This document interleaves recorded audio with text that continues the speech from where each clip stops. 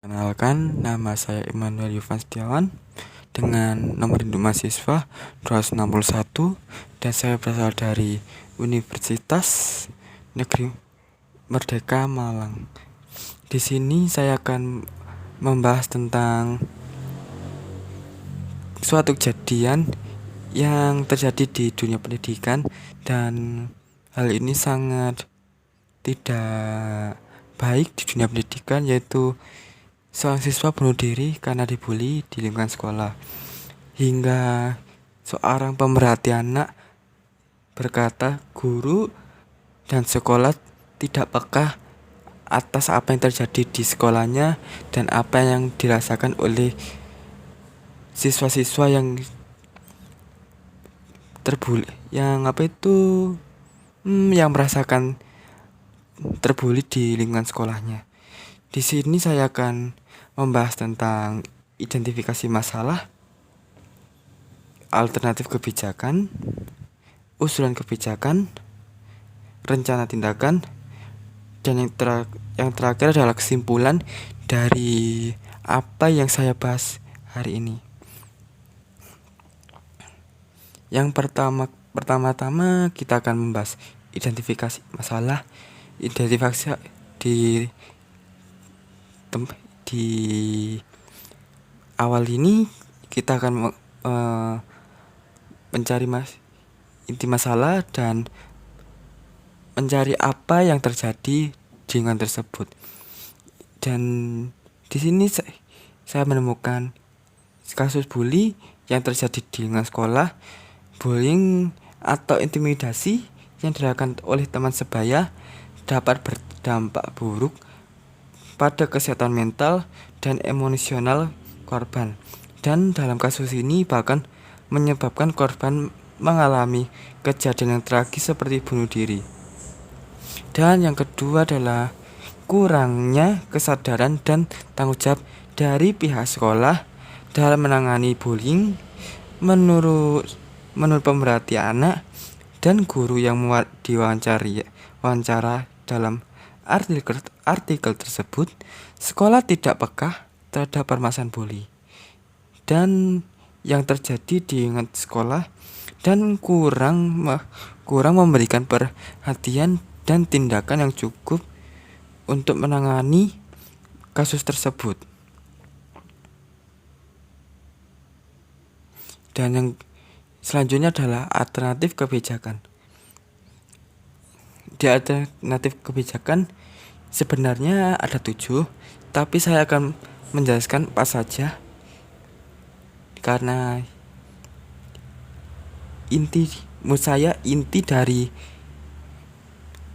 alternatif kebijakan cukup pas saja dan cukup untuk menjelaskan alternatif kebijakan yang perlu dilakukan untuk menangani kasus ini, yaitu yang pertama adalah implementasi program dari sekolah dapat menerapkan program anti-bullying yang melibatkan seluruh anggota sekolah seperti siswa dan staf. Di program ini dapat meliputi edukasi tentang bullying, pelatihan untuk mengidentifikasi dan menangani kasus-kasus bullying, dan memberikan sanksi yang tegas bagi pelaku bullying. Itu bisa seorang siswa dan orang luar seperti guru maupun yang lain. Yang kedua adalah meningkatkan pengawasan dan supervisi di sekolah. Sekolah dapat meningkatkan pengawasan dan supervisi di lingkungan sekolah, termasuk ruang kelas, area makan, dan area bermain. Hal ini membantu mendeteksi kasus bullying lebih cepat dan mencegah terjadinya tindakan bullying. Yang ketiga adalah menyediakan dukungan psikologis bagi korban bullying. Di sekolah dapat menyediakan dukungan psikologis bagi korban bullying untuk membantu mereka mengatasi dampak emosional dan mental bullying. Di poin ketiga ini merupakan hal yang juga bisa poin penting juga, karena di poin ketiga ini kita sebagai guru yang paham akan keadaan sang anak dan paham akan hal yang terjadi di lingkungan sekolah, kita dapat memberikan dukungan atau sedikit berupa konseling individu yang kita bertanya kepada siswa itu, dan kita memberikan dukungan wali kelompok atau program mentoring yang diikutkan semua siswa, mahasiswa ataupun staf guru yang berada di lingkungan instansi sekolah pendidikan. Yang keempat adalah meningkatkan partisipasi orang tua dalam lingkungan sekolah. Di sini orang tua dapat diundang untuk berpartisipasi dalam program anti bullying dan dijadwalkan pertemuan dengan pihak sekolah untuk membahas permasalahan-permasalahan yang terkait dengan bullying. Di poin keempat ini, pihak sekolah melakukan program untuk mengumpulkan orang wali atau wakil dari sang siswa untuk dikumpulkan jadi di dalam satu forum untuk membahas kasus bullying yang terjadi di lingkungan sekolah maupun di luar juga, terutama di lingkungan sekolah atau pendidikan. Di hal ini, di poin keempat ini juga dapat membahas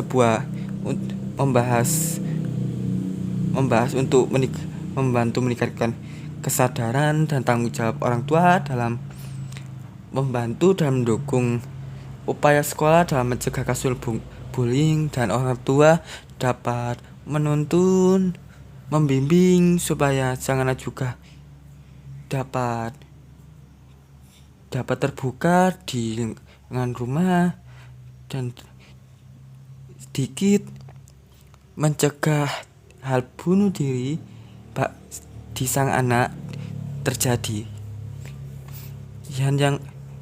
Dan selanjutnya adalah usulan kebijakan. Di usulan kebijakan ini saya mengambil 4 poin yang berisi: 1. Pembentukan tim khusus untuk mencegah bullying dan memantau siswa. Di poin pertama ini, pihak sekolah maupun pihak lain seperti hal yang lainnya juga ya, membuat satu tim yang bisa atau dapat terdiri dari guru, konselor sekolah lah, ahli psikolog, dan tenaga medis yang terlatih. Dan yang kedua adalah menyelenggarakan pelatihan khusus untuk guru dan staf sekolah tentang tindakan pencegahan dan penanganan kasus bullying. Di poin kedua ini diadakan sebuah pelatihan untuk mempelajari dan mencakup strategi untuk mengidentifikasi tanda-tanda bullying di lingkungan sekolah, dari perilaku sang anak yang menjadi korban maupun anak yang menjadi pelaku juga. Dan di poin kedua ini kita dapat mengambil tindakan pencegahan dan intervensi yang tepat, dapat dari bagaimana memberikan dukungan yang memadai bagi korban bullying juga itu. Yang ke poin ketiga adalah menyediakan sumber daya yang memadai bagi guru dan staf sekolah untuk menangani kasus bullying. Di poin ketiga ini juga dapat mencakup sebuah panduan tindakan untuk pencegahan dan penanganan kasus bullying. Dan di poin ketiga ini bis sumber daya itu untuk konseling dan perawatan dan akses ke tenaga medis yang terlatih juga. Dan poin keempat, dan ini yang terakhir di usulan kebijakan, menyelenggarakan program pendidikan khusus untuk siswa tentang bullying dan cara menghindarinya. Di poin keempat ini sebuah program yang mengajarkan kepada siswa bisa melalui forum seperti yang saya bahas tadi di awal itu. Siswa dikumpulkan jadi dalam satu forum, satu ruangan, dan diberi pengarahan untuk jika jaga-jaga sang anak itu mengalami bullying, mereka dapat mengatasinya dan menyikapinya dengan baik tanpa terjadi suatu hal yang tidak diinginkan seperti bunuh diri karena bullying itu dan tekanan dari teman sebaya maupun yang lain juga. Dan yang terakhir, di poin yang terakhir sebelum saya menutup, yang merupakan adalah rencana tindakan. Rencana tindakan ini mungkin sedikit konkret di lingkungan sekolah karena ini berhubungan dengan lapangan langsung kepada sang anak maupun tempat itu sendiri. Yang saya ambil poin ada 6 poin, yaitu nomor 1 itu adalah mengadakan investigasi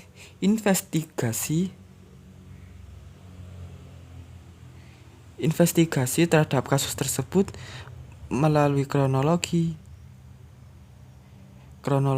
kejadian dan faktor-faktor yang memicu bunuh diri. Yang kedua adalah memberikan dukungan dan perawatan psikologis bagi keluarga siswa yang meninggal dunia. Yang ketiga adalah mengambil tindakan disiplin terhadap pelaku bullying yang telah menyebabkan siswa tersebut mengalami tekanan batin dan bunuh diri. Dan poin keempat adalah melakukan pemeriksaan kesehatan mental terhadap siswa-siswa yang mungkin mengalami stres atau depresi akibat bullying. Juga poin keempat ini mungkin bisa sedikit bermanfaat bagi anak-anak yang notabene-nya pendiam, juga rawan jadi sasaran bullying karena ketidakmampuan dalam menghadapi teman-teman yang sangat yang dapat memberikan pengaruh buruk bagi dia. Dan poin kelima adalah mengadakan pertemuan khusus dengan orang tua dan siswa untuk membahas masalah bullying di sekolah dan mencari solusi bersama. Di poin kelima ini saya sedikit paham, dan di poin kelima ini berfokus kepada orang tua dan anak, bisa melalui orang tua saja, bisa melalui anak secara langsung, maupun bisa keduanya dijadikan dalam satu forum yang membahas sebuah masalah bullying di sekolah dan dapat mengajarkan anak dan mengedukasi anak sekaligus orang tua bagi yang kurang paham di orang tua, dan sangat bagi anak itu dapat menyikapi apa yang perlu dilakukan jika dirinya terjadi bully itu juga. Dan di poin kelima ini difokuskan kepada mencari solusi, di mana kita mencari jalan keluar jika terjadi bullying di sekolah juga. Apa perlu sebuah poin kenakalan maupun atau berupa sanksi yang lain supaya pelaku bullying dapat mendapatkan efek jerah dan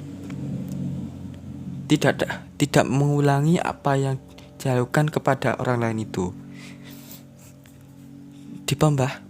Dan untuk pembahasan saya selesaikan sini, dan saya akan di part terakhir ini, di fase terakhir ini saya akan membacakan sebuah kesimpulan yang mencakup semua yang saya bahas tadi. Kesimpulannya adalah seorang siswa SD bunuh diri karena dibully, menunjukkan bahwa isu bullying adalah isu yang serius yang perlu diatasi dengan serius. Para pemerhati anak mengkritik kurangnya kepekaan guru dan sekolah terhadap situasi ini. Oleh karena itu diperlukan tindakan konkret untuk mencegah bullying dan memberikan dukungan bagi korban bullying di sekolah. Dan mungkin itu saja yang bisa saya sampaikan. Semoga bermanfaat, dan terima kasih sudah mengunjungi akun YouTube saya dan mendengarkan apa yang saya sharekan di sini. Sekiranya dapat bermanfaat bagi orang tua maupun adik-adik saya, siswa SD, SMP maupun SMA yang masih bersekolah. Sekian, terima kasih.